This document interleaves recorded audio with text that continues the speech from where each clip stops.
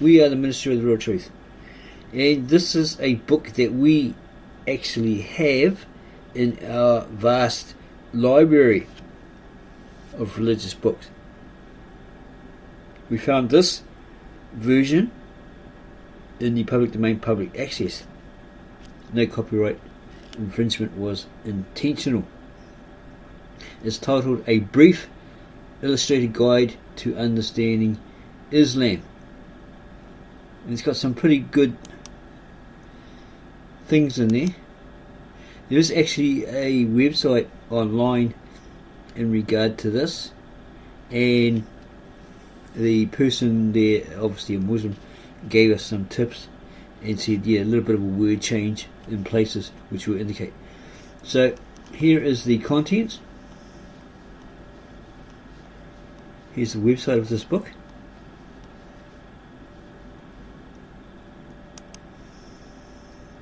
Chapter 3, General Information on Islam. Preface. This book is a brief guide to understanding Islam. It consists of 3 chapters. The first chapter, Some Evidence for the Truth of Islam, answers some important questions which some people ask. Is the Quran truly the literal word of God revealed by him? Is Muhammad truly a prophet sent by God? Is Islam truly a religion from God? In this chapter, 6 kinds of evidence are mentioned, and it lists them.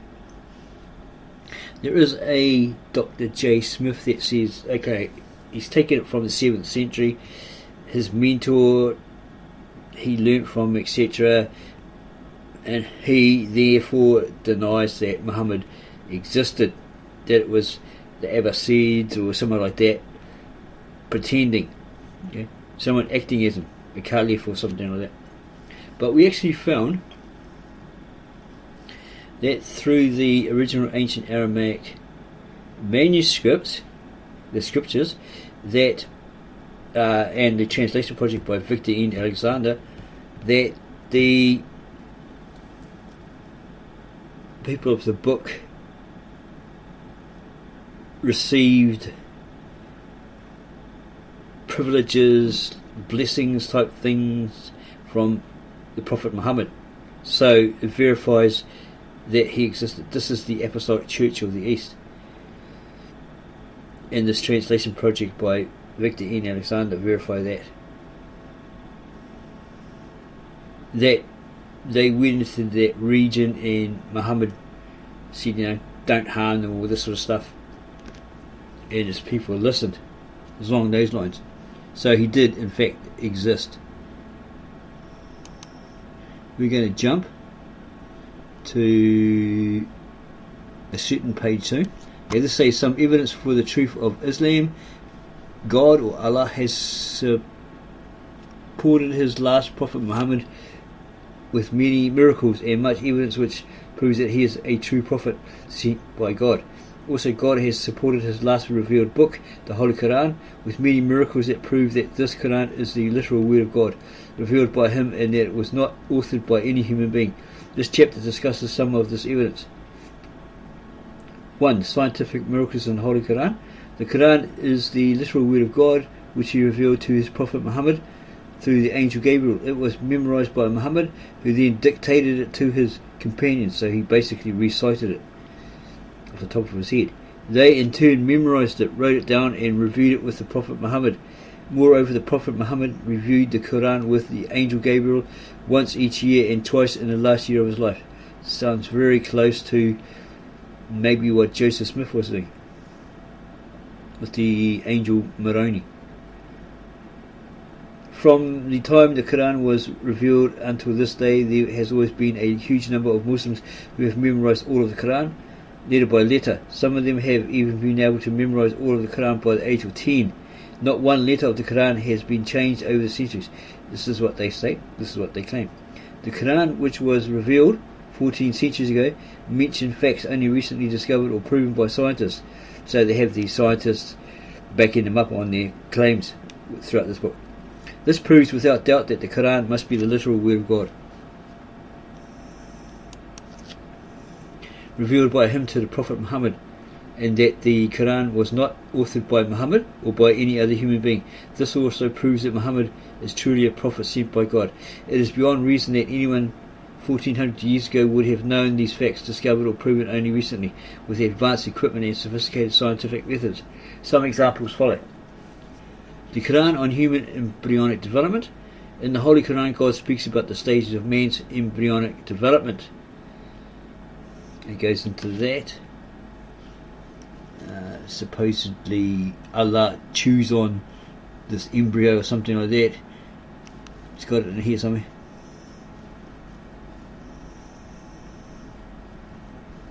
We created man from extract of clay. Then we made him as a drop in a place of settlement firmly fixed. Then we made the drop into an alaka, a leech, suspending thing, and blood clot. Then we made the alaka into a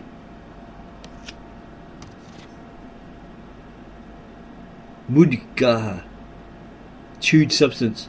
Quran 23:12-14. It goes deep into that, explanation of that, and his embryo there, etc. It's like, compare it to someone chewing gum there. He's chewed gum. Is their teeth marks? It's probably Allah or their God's teeth marks, according to this book. It goes on about mountains, etc.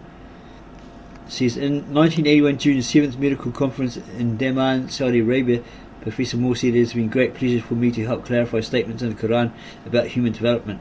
It is clear to me that these statements must have come to Muhammad from God, because almost all this knowledge was not discovered until many centuries later. This proved to him that Muhammad must have been a messenger of God.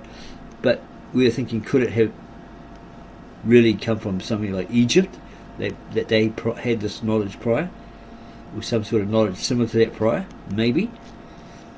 Okay.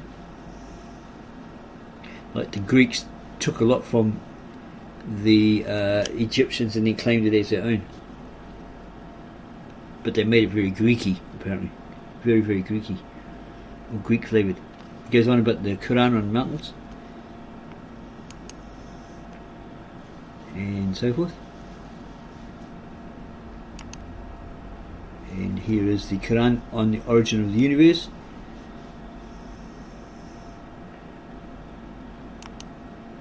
And this is what we're interested in here, because this could be the cause of sin according to the Quran. D. The Quran on the Cerebrum. God has said in the Quran about one of the evil unbelievers who forbade the Prophet Muhammad from praying at the Kaaba.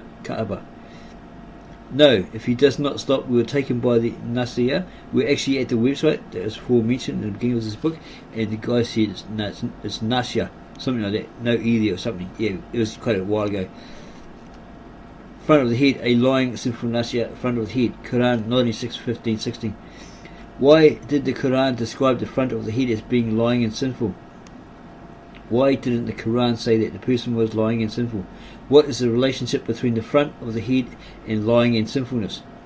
If we look into the skull at the front of the head, we will find the prefrontal area of the cerebrum. See figure 12. It will be here. So there it is there.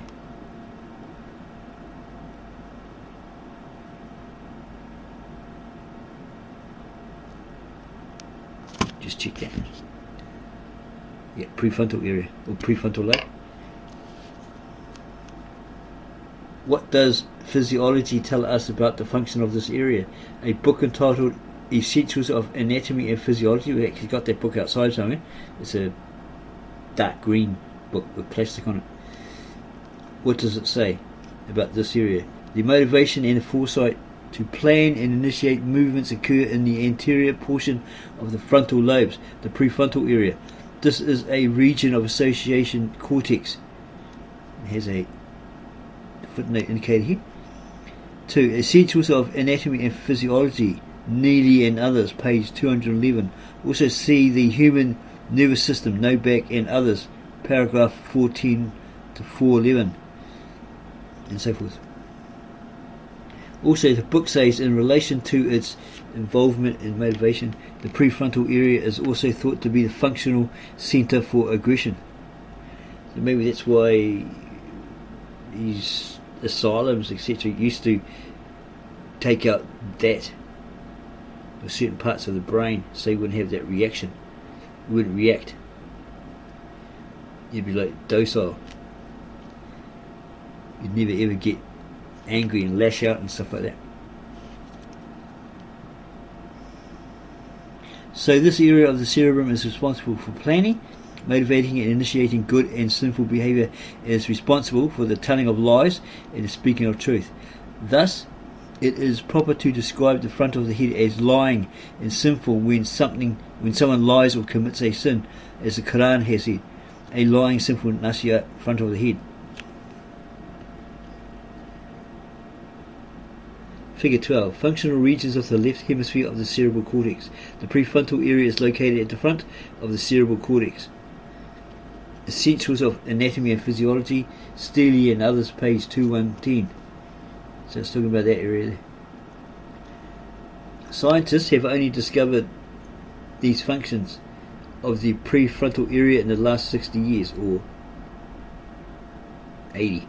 Depends when this book was actually written and published. According to Professor Keith L. Moore, and there's a footnote there indicated. 1. Al-Ijaz al-Ilmi fi al-Nasya, the scientific miracles in the front of the head, Moore and others, page 41.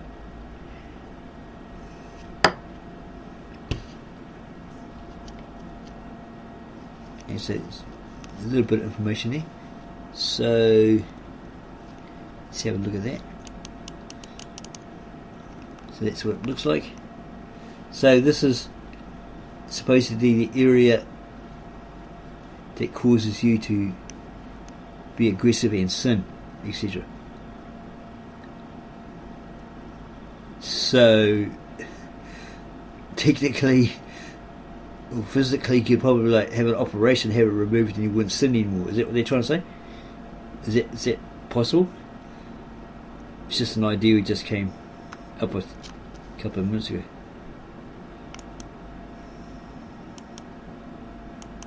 It's a possibility.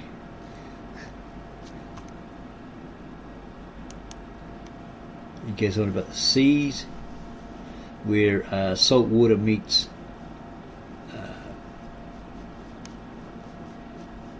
non-salty water.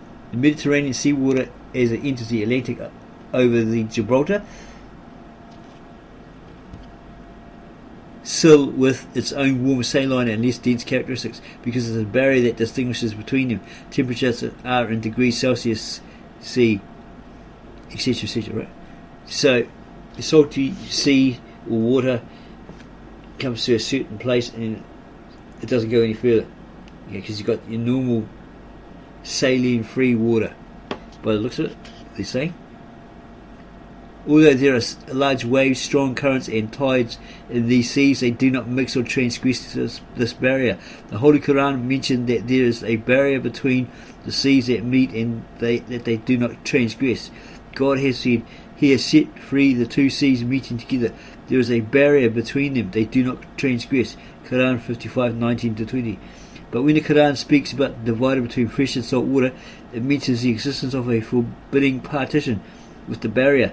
God has said in the Quran, He is the one who has set free the two kinds of water, one sweet and palatable and the other salty and bitter. And He has made between them a barrier and a forbidding partition. Quran 25:33. And it goes deeper into that.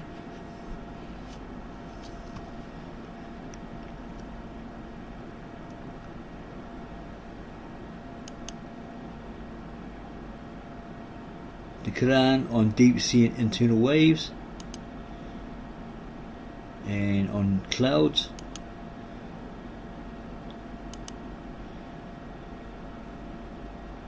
Scientists comment on the scientific miracles in the Holy Quran. The following are some comments of scientists on the scientific miracles in the Holy Quran.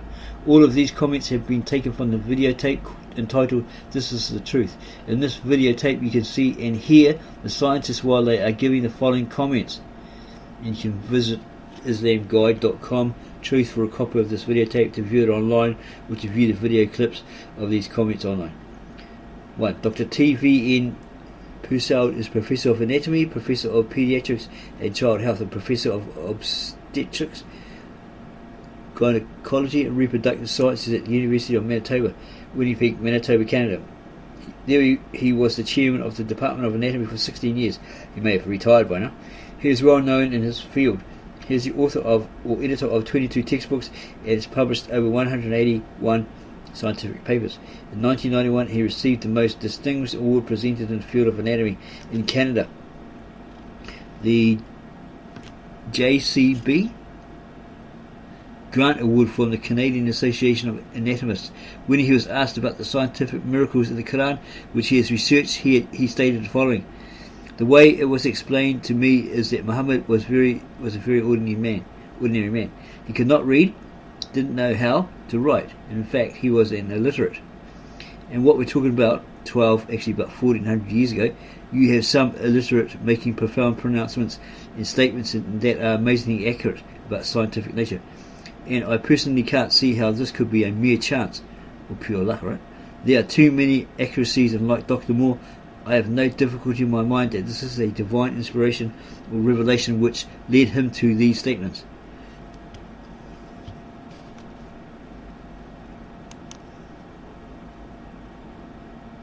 And some more information.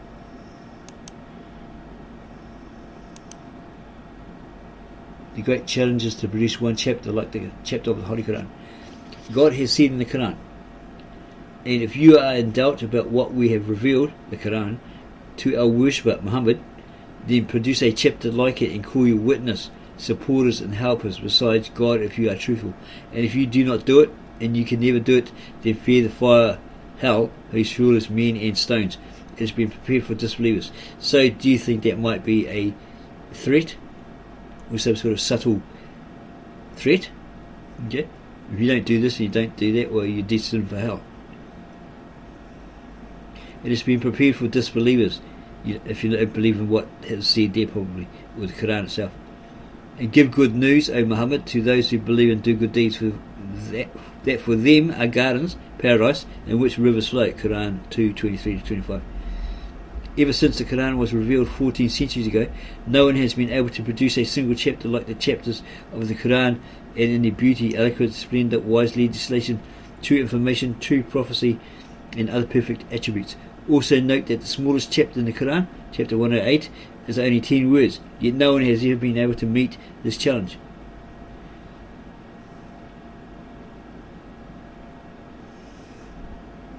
Yeah, that's the challenge they throw at you. No one's been able to meet the challenge then or today. And it says, see Al-Burhan fi Ulum Al-Quran Al-Zakasi, Volume 2, page 246, and Volume 2, page 226. Some of the disbelieving Arabs who were enemies of Muhammad tried to meet this challenge to prove that Muhammad was not a true prophet, but they failed to do so. This failure was despite the fact that the Quran was revealed in their own language and dialect, and that the Arabs at the time of Muhammad were a very eloquent people who used to compose beautiful and excellent poetry, still read and appreciated today. 3. Biblical prophecies on the advent of Muhammad, the prophet of Islam. The biblical prophecies on the advent of the prophet Muhammad are evidence of the truth of Islam for people who believe in the Bible. In Deuteronomy 18, Moses stated that God told him, I will raise up for them a prophet like you from among their brothers. I will put my words in his mouth, and he will tell them everything I command him. If anyone does not listen to my words that the prophet speaks in my name, I myself will call him to account. Deuteronomy 18:18-19. Christians may say, well, that's not actually speaking about Muhammad. Or maybe even the rabbis would say that. It's not talking about Muhammad. Okay, Christians will say, well, it's talking about Christ. Yeah? The prophet to come, the Messiah. From these verses we conclude that the prophet in this prophecy must have the following 3 characteristics. 1. That he will be like Moses. Okay, according to the Christians, he'll be like better than Moses, right? He'll be like Moses but better than Moses. That he will come from the brothers of the Israelites, i.e. the Ishmaelites. Okay, check out Deuteronomy 18:18-19 to see if it actually says that. 3. That God will put his words into the mouth of this prophet, and that he will declare what God commands him. Let us examine these 3 characteristics in more depth.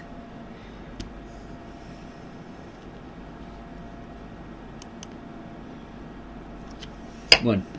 A prophet like Moses. There were hardly any 2 prophets who were so much alike as Moses and Muhammad. Both were given a comprehensive law and code of life. Both encountered the enemies and were victorious in miraculous ways.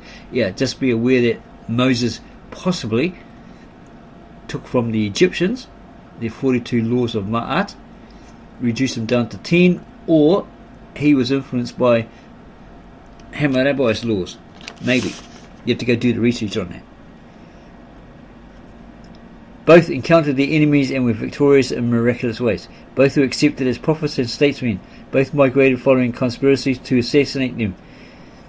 Analogies between Moses and Jesus overlook not only the above similarities, but other crucial ones as well. While Moses fled because he killed an overseer, one of the Egyptians, so he fled for his life because they were after him to kill him, right? These include the natural birth, the family life, and the death of Moses and Muhammad, but not that of Jesus.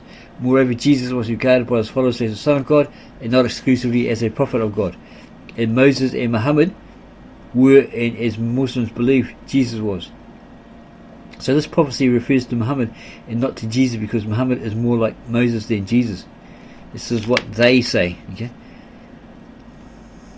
The Muslims say in this book. Also, one notices from the Gospel of John that the Jews were waiting for the fulfillment of 3 distinct prophecies: the coming of Christ, the coming of Elijah, the coming of the prophet. This is obvious from the 3 questions that were posed to John the Baptist. Now, this was John's testimony when the Jews of Jerusalem sent priests and Levites to ask him who he was. He did not fail to confess, but confessed freely, "I am not the Christ." They asked him, "Then who are you? Are you Elijah?" He said, "I am not." "Are you the prophet?" He answered, "No." John 1:19-21. Supposedly, he did not know that he was the reincarnation of Elijah. This is what we read. Okay, Christians saying all that sort of stuff. That Christ said, he didn't know that he was Elijah. Okay, reincarnation of Elijah. All this sort of stuff. Could be Gnostic, pseudo-pigrapher. You have to go check that out yourself. If we look in a Bible with cross-references, we will find in the marginal notes where the words "the prophet" occur in John 1:21 that these words refer to the prophecy of Deuteronomy 18:15 and 18:18. We could conclude from this that Jesus Christ is not the prophet mentioned in Deuteronomy 18:18. Okay, let's have a look at John 1:21 in the Aramaic New Testament to see if there's any footnotes that verify that.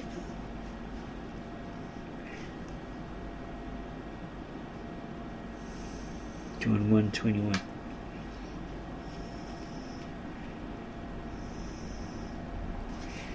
Just get to make sure we're on the right page. Okay.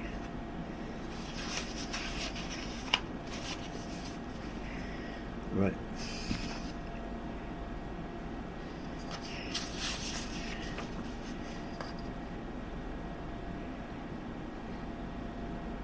And they asked him, "Then what?" Okay, and this is a testimony of John the Baptist. As Jews of Jerusalem sent high priests and Levites to ask him, "Who are you?"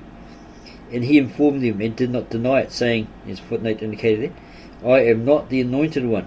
And they asked him, "Then what? Are you Elijah?" And he said, "I am not." "Are you a prophet?" And he answered, "No." And they said to him, "Who are you? So we can give an answer to those who sent us. What do you say about yourself?" He said, "I am the voice that cries in the wilderness, lay out the path of the Lord, as Isaiah the prophet proclaimed." So that's his words, apparently from the original Aramaic, Galilean Aramaic manuscripts of the Church of the East. So we're going to have a look at the footnotes. These are translated into English by a native-born Aramaic-speaking translator, Victor N. Alexander.